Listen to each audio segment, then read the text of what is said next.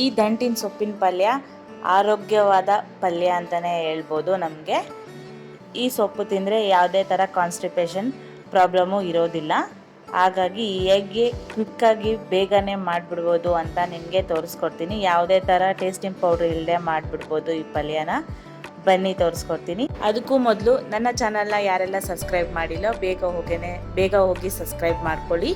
ಹಾಗೂ bell ಐಕಾನನ್ನು click ಮಾಡಿ. ನಮ್ಮ ಮುಂದೆ ಬರೋ ವಿಡಿಯೋ ನಿಮಗೆ ನೋಟಿಫಿಕೇಷನ್ ಆಗಿ ಫಸ್ಟ್ ಬಂದು ಸೇರುತ್ತೆ. ಬನ್ನಿ ಮಾಡೋದು ಹೇಗೆ ಅಂತ ತಿಳಿಸ್ಕೊಡ್ತೀನಿ.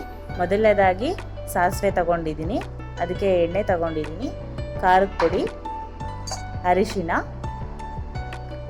ಈರುಳ್ಳಿ, ಕರಿಬೇವು ಸೊಪ್ಪು ಹಾಗೂ ಒಣಗಿರೋ ಮೆಣಸಿನ್ಕಾಯಿ. ಸೊಪ್ಪನ್ನ ಆಗಲೇ ತೊಳೆದಿಟ್ಕೊಂಡಿದ್ದೀನಿ. ನಾನು ಆಗಲೇ ಗ್ಯಾಸ್ ಆನ್ ಮಾಡ್ಕೊಂಡಿದ್ದೀನಿ. ಒಂದು ಬಾಣಲಿ ಇಟ್ಕೊಂಡಿದ್ದೀನಿ. ಅದಕ್ಕೆ ಸ್ವಲ್ಪ ಎಣ್ಣೆನ ಹಾಕ್ಕೊಳ್ತಾ ಇದ್ದೀನಿ. ನಿಮಗೆ ಎಷ್ಟು ಬೇಕಷ್ಟು ಎಣ್ಣೆ ಹಾಕ್ಕೊಳ್ಳಿ. ಎಣ್ಣೆ ಜಾಸ್ತಿ ತಿನ್ನೋದು ಜಾಸ್ತಿ ಹಾಕ್ಕೊಳ್ಳಿ, ಇಲ್ಲ ಕಡಿಮೆ ತಿನ್ನೋದು ಕಡಿಮೆ ಹಾಕ್ಕೊಳ್ಳಿ. ನಾನು 1.5 ಸ್ಪೂನಷ್ಟು ಅಷ್ಟೇ ಎಣ್ಣೆ ಹಾಕ್ಕೊಳ್ತಾ ಇರೋದು.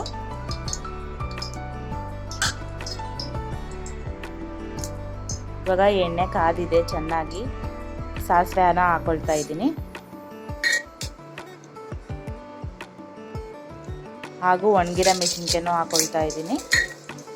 ಕರಿಬೇವು ಸೊಪ್ಪನ್ನು ಸೇರಿಸ್ಕೊಳ್ತಾ ಇದ್ದೀನಿ. ಚೆನ್ನಾಗಿ ಫ್ರೈ ಮಾಡಿಕೊಂಡು ಇದಕ್ಕೆ ನಾವು ಬೆಳ್ಳುಳ್ಳಿನ ಜಜ್ಜಿಬಿಟ್ಟಾದರೂ ಹಾಕ್ಕೋಬೋದು, ತುಂಬ ಟೇಸ್ಟಿಯಾಗಿರುತ್ತೆ. ನಾನು ಮರ್ತೋಗ್ಬಿಟ್ಟಿದ್ದೀನಿ ಬೆಳ್ಳುಳ್ಳಿ ಹಾಕೋದು, ಬಿಡಿಸಿಟ್ಕೊಂಡಿರಲಿಲ್ಲ, ಹಾಗಾಗಿ ಮರ್ತೋಗಿದ್ದೆ. ಈಗ ಈರುಳ್ಳಿನೂ ಸೇರಿಸ್ಕೊಳ್ತಾ ಇದ್ದೀನಿ.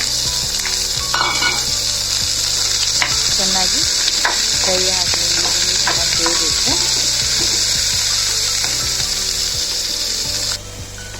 ಈರುಳ್ಳಿ ಚೆನ್ನಾಗಿ ಸ್ವಲ್ಪ ಬೆಂದಿದೆ, ಅದಕ್ಕೆ ಸ್ವಲ್ಪ ಉಪ್ಪನ್ನು ಸೇರಿಸ್ಕೊಳ್ತಾ ಇದ್ದೀನಿ. ಆಗಲೇ ನಿಮಗೆ ಉಪ್ಪು ತೋರಿಸಿರಲಿಲ್ಲ, ಇವಾಗ ಉಪ್ಪು ಹಾಕ್ಕೊಳ್ತಾ ಇದ್ದೀನಿ. ರುಚಿಗೆ ತಕ್ಕಷ್ಟು ಉಪ್ಪು.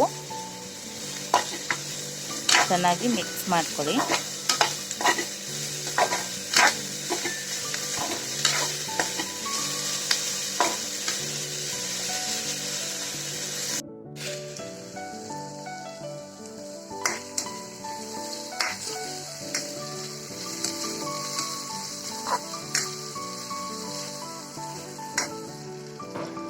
ಇವಾಗ ಒಂದು ಸ್ವಲ್ಪ ಅರಿಶಿನ ಹಾಕ್ಕೊಳ್ತಾ ಇದ್ದೀನಿ.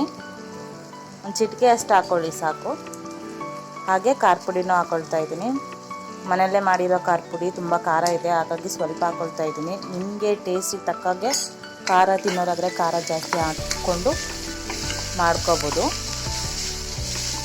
ನಾನು ಸ್ವಲ್ಪ ಖಾರ ಕಮ್ಮಿನೇ ಹಾಕ್ಬಿಟ್ಟು ಮಾಡ್ತಾ ಇದ್ದೀನಿ.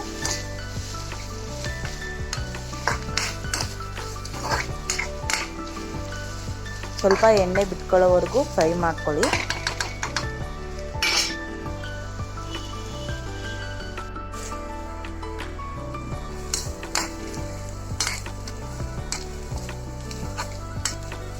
ಇವಾಗ ಈರುಳ್ಳಿ ಎಣ್ಣೆ ಬಿಟ್ಕೊಂಡಿದೆ, ಸೊಪ್ಪು ಹಾಕೊಳ್ತಾ ಇದ್ದೀನಿ. ಇವಾಗ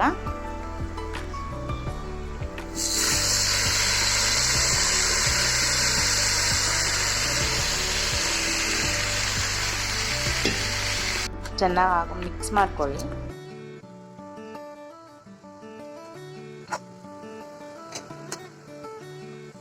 ಚೆನ್ನಾಗಿ ಕಲಿಸ್ಕೊಂಡು ಒಂದು ಸ್ವಲ್ಪ ಅದಕ್ಕೆ ಗ್ಲಾಸ್ ಅಷ್ಟು ನೀರು ಹಾಕ್ಕೊಳ್ಳಿ.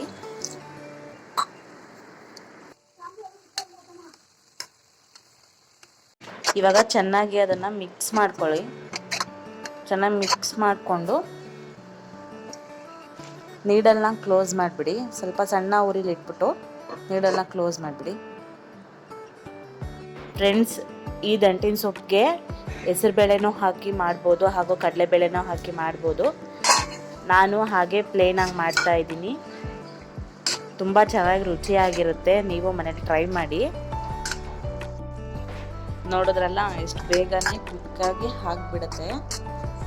ಇವಾಗ ಒಂದ್ಸಲ ಮಿಕ್ಸ್ ಮಾಡ್ಕೊತಾ ಇದ್ದೀನಿ. ಮಿಕ್ಸ್ ಮಾಡಿಕೊಂಡು ನೀಡಲ್ನ ಆಗೋಗಿದೆ. ಗ್ಯಾಸ್ ಆಫ್ ಮಾಡಿಕೊಂಡು ಇದು ಚಪಾತಿ ಜೊತೆ ಹಾಗೆ ರೊಟ್ಟಿ ಜೊತೆ, ಇಲ್ಲಾಂದರೆ ಬಿಸಿ ಅನ್ನದ ಜೊತೆ ಸ್ವಲ್ಪ ತುಪ್ಪ ಹಾಕ್ಕೊಂಡು ತಿಂದರೆ ತುಂಬ ಟೇಸ್ಟ್ ಆಗಿರುತ್ತೆ, ರುಚಿಯಾಗಿರುತ್ತೆ. ನೀವು ಒಮ್ಮೆ ಮನೇಲಿ ಮಾಡಿ ನೋಡಿ. ಐ ಹೋಪ್ ನಿಮಗೆ ಈ ವಿಡಿಯೋ ಇಷ್ಟ ಆದರೆ ಪ್ಲೀಸ್ ಲೈಕ್ ಮಾಡಿ, ಶೇರ್ ಮಾಡಿ, ಕಮೆಂಟ್ ಮಾಡಿ. Thank you for watching.